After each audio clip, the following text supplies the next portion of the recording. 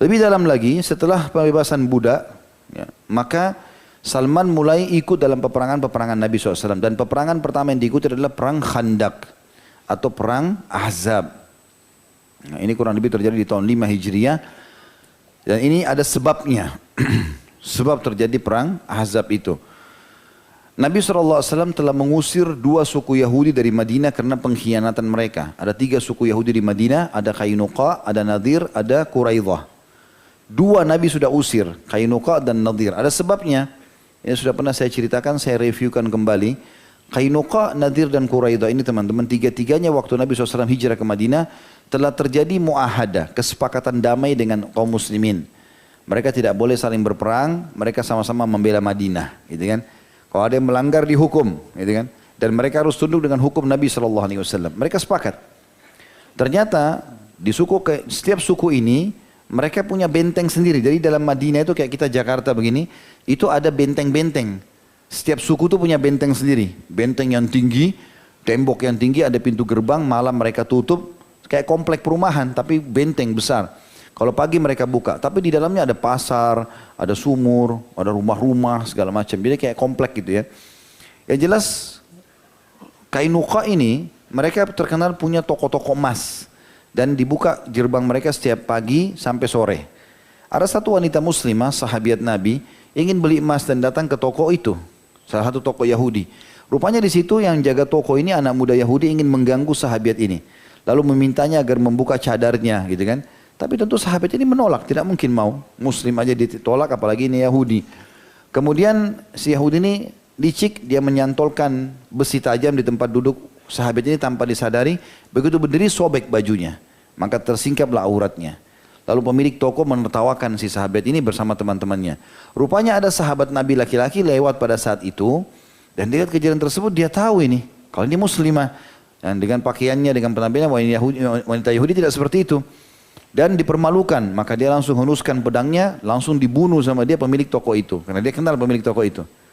Lalu si muslim ini dikeroyokin oleh orang-orang Yahudi.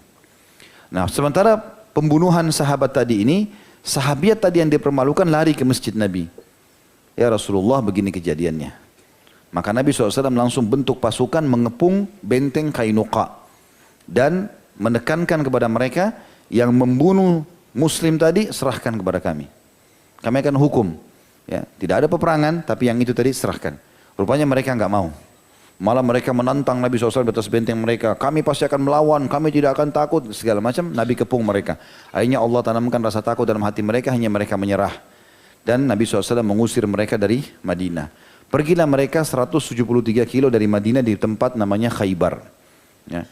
Pergi mereka ke Khaybar. Berjalan waktu, ada seorang muslim, sahabat, membunuh seseorang, tapi tidak sengaja. Dari suku Arab, jauh dari Madinah. Waktu dia membunuh salah tadi, Nabi SAW ingin membayar dia, dendahnya. Kebetulan yang sering interaksi sama suku Arab ini adalah suku Yahudi yang kedua namanya Nadir. Maka Nabi SAW datang ke pemukiman orang Nadir ini, lalu ingin menemui kepala suku mereka. Ingin menitipkan, ini loh ada dia, sahabatku bunuh seseorang, kamu nanti yang bayarkan ke sana ya. Rupanya pada saat itu, ya pada saat mau dibayar tadi, ya, Nabi SAW lagi nunggu. Mereka bilang, tunggulah hai Muhammad. Nabi SAW nunggu, duduk di salah satu rumah mereka, pemukiman di situ, duduk di bawah rumah itu bersama dengan Abu Bakar, Umar, sama Zubair dan Ali bin Abi Thalib. Sehingga saya 4 orang ini. Maka pada saat itu pun orang-orang Yahudi berkata, tidak ada kesempatan yang paling baik ya untuk membunuh orang ini kecuali sekarang. Siapa yang naik ke atas rumah lalu lemparin dia batu biar Muhammad mati. Maka ada satu orang mengatakan saya. Dia pun mengangkat batu besar dan naik ke atas rumah lalu dia mau melempar. Tapi mereka lupa ini Nabi. Datang wahyu menyampaikan. Jibril menyampaikan, hai Muhammad di atas kepalamu sekarang ada Yahudi melempar batu. Berdirilah. Maka Nabi SAW berdiri tanpa bicara dengan sahabat-sahabatnya. Langsung jalan saja. Abu Bakar, Umar, Zubair, Ali ini radhiyallahu anhum mengira Nabi mau pergi ke WC. Karena zaman dulu orang kalau mau kamar mandi, maaf itu harus ke padang pasir. Dari rumah-rumah nggak ada. Maka mereka diam saja. Nabi jalan sendiri dibiarkan. Tapi lama Nabi nggak balik-balik. Gitu kan. Maka karena kelamaan nunggu, Abu Bakar bilang, kayaknya Kita harus cek, jangan sampai ada apa-apa dengan Rasulullah SAW. Mereka pulang, mau temuin Nabi di rumahnya, ternyata Nabi sudah bentuk pasukan di masjid. Berbentuk pasukan banyak. Mereka bilang, ya Rasulullah, kenapa pasukan nih? Nabi SAW ceritakan, tadi begini loh ceritanya di sana. Barulah mereka tahu ternyata Nabi ingin mengepung. Dikepunglah benteng Nadir ini, suku Nadir. Dan Nabi cuma minta, itu yang di atas rumah mau lempar batu, serahkan ke kami. Itu yang jadi penjahat tuh, serahkan ke kami. Mereka nggak mau, sama dengan Kainuka, nantang-nantang. Apakah kamu mengira kami seperti Kainuka yang penakut? Kami akan melawan, kami akan begini. Akhirnya Nabi SAW kepung mereka beberapa hari karena ketakutan. Allah tanamkan rasa takut dalam hati mereka, akhirnya mereka menyerah diri. Dan Allah menjadikan semua rumah mereka, harta mereka menjadi ghanimah. Ya, mereka boleh pergi. Maka mereka pergi. Suku ini juga pergi ke Khaybar, tinggal bersama dengan Kainuka. Rupanya dua suku ini sakit hati dengan Nabi SAW. Ya. Mereka lihat di perang Uhud tahun 3 Hijriah, Quraisy menang. Ya. Di akhir peperang, di pertengahan peperangan lah ya. Karena di awal umat Islam menang, di pertengahan orang Quraisy menang, di akhir lanjutan dari perang Uhud namanya Hamrat Asad dimenangkan oleh kaum muslimin. Intinya teman-teman sekalian pada saat itu mereka melihat Quraisy punya kekuatan dan mau punya semangat memerangi Madinah lagi.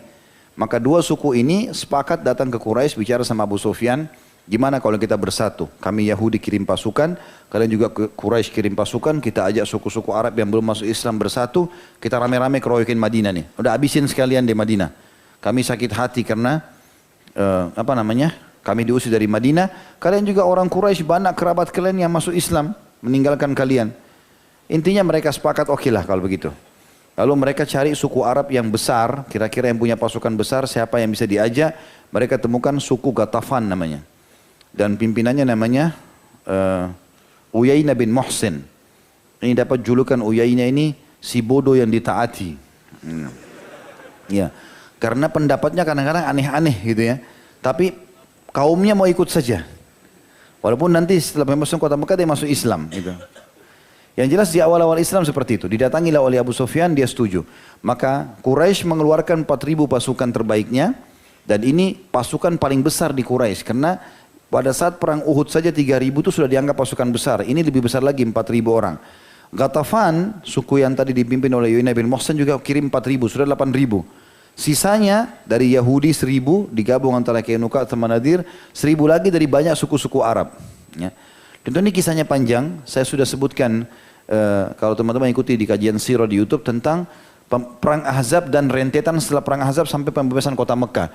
Itu hampir semua suku-suku Arab dan yang ikut memerangi Nabi SAW atau memerangi Madinah diperangi oleh Nabi SAW. Hampir semuanya, gitu kan? Semuanya dikalahkan oleh kaum muslimin. Yang jelas berkumpul 10.000 pasukan, semuanya berkuda, lalu kemudian mereka tiba-tiba sudah keluar dari satu titik, mereka ketemu lalu mereka keluar. Di tengah jalan, sudah dekat dengan Madinah, ya, maksudnya sudah jalan menuju ke Madinah, barulah didengar oleh Nabi SAW. Kalau ada kasus ini, gitu loh. 10.000 pasukan, semuanya berkuda, bergabung dalamnya bukan cuma Quraisy, Yahudi, Ghatafan, dan suku-suku Arab yang lain. Banyak sekali suku-suku di situ. Ada suku di situ dikenal dengan suku Faraza, Asad, Ashja, Bani Murrah, banyak yang bergabung. Jadi musuhnya umat Islam banyak sekali. Maka Nabi SAW melihat keadaan sahabat dikumpul semua. Kira-kira berapa kekuatan militer kita ini? Terkumpul maksimal waktu itu muslimin 1.000 orang. Gak bisa lebih. Yang lain sudah tinggal anak-anak, perempuan sama orang tua. 1.000 orang saja. Gak ada lagi yang lain. Maka Nabi SAW bermusyawarah dengan para sahabat. Kira-kira bagaimana nih? Sahabat-sahabat Nabi yang lain yang rata-rata orang Arab, mereka tidak punya pengalaman perang kalau tiba-tiba diserang seperti ini. Gitu ya. Mereka tahunya kalau diserang tiba-tiba ya sudah melawan, kalah ya kalah udah, gitu kan. Menang ya menang gitu. Maka disinilah peran tokoh kita, Salman Al-Farisi radhiyallahu anhu. Lalu beliau berkata, ya Rasulullah, kalau kami di Persia dulu, kalau kami sedang diserang dan kami terhimpit, kami buat parit. Parit itu kami buat sedalam mungkin, selebar mungkin, sehingga musuh tidak bisa menyeberang. Setelah selesai perang kami tutup lagi. Maka Nabi SAW mengatakan itu pendapat yang baik. Lalu Nabi SAW mulailah membagi sahabat. Per 10 orang mereka harus menggali 20 meter. Mereka gali dari atas sampai ke bawah gitu kan. Khilaf di antara sejarah tentang masalah dalam dan lebarnya. Ada yang mengatakan dalamnya sekitar 3 sampai 4 meter, lebarnya 4-5 meter, ada yang mengatakan 7 meter, 7 meter. Yang jelas musuh tidak bisa loncati kudanya gitu. Walaupun nanti ada 3 orang dari tokoh-tokoh Quraisy yang berhasil loncat ya. Karena mahirnya mereka menunggangi kuda dan salah satunya dibunuh oleh Adi bin Abi Thalib, yang duanya melarikan diri ya untuk selamatkan diri karena berhasil dikalahkan oleh Ali bin Abi Thalib, dan Zubair bin Awam juga sempat memotong atau membunuh salah satunya. Ya itu kisah sendiri. Tapi ide parit ini muncul dari Salman Al-Farisi, dan ini belum pernah orang Arab mengetahui sebelumnya. Makanya pasukan Ahzab pada saat tiba di Madinah, mereka kaget melihat.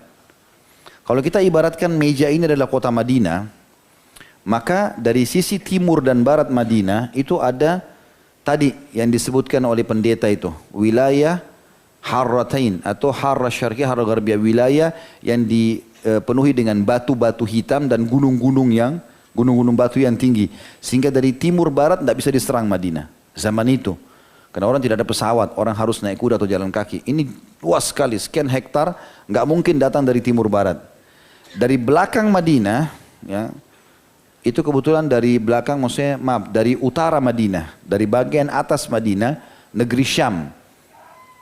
Sementara Mekah ada di selatan Madinah. Jadi kalau misalnya kita ibaratkan meja ini timur dan barat, selatan di wilayah saya, di tempat saya duduk, utara bagian depan, maka orang Mekah cuma bisa serang dari selatan.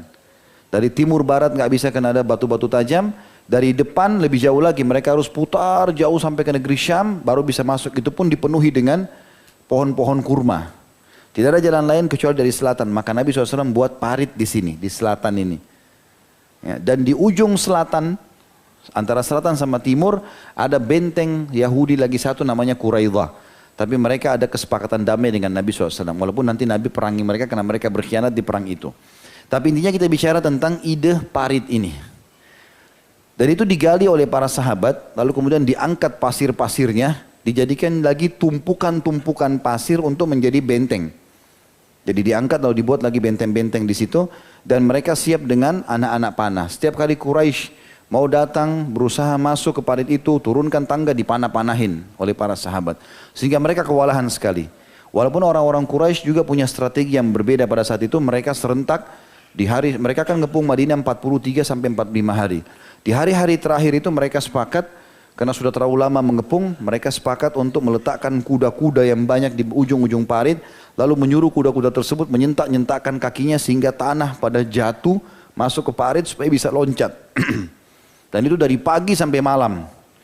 Pada saat itu sempat sahabat terlambat sholat asar. Gitu. Gara-gara penyerangan itu sangat luar biasa. Sampai Umar mengatakan semoga Allah mematikan mereka. Aku ya Rasulullah sholat asar sekarang beberapa saat sebelum maghrib. Sampai kata Nabi SAW, kau bagus hai Umar, saya sendiri belum mengerjakan sholat asar. Ya. Karena memang pada saat itu serangan terus luar biasa.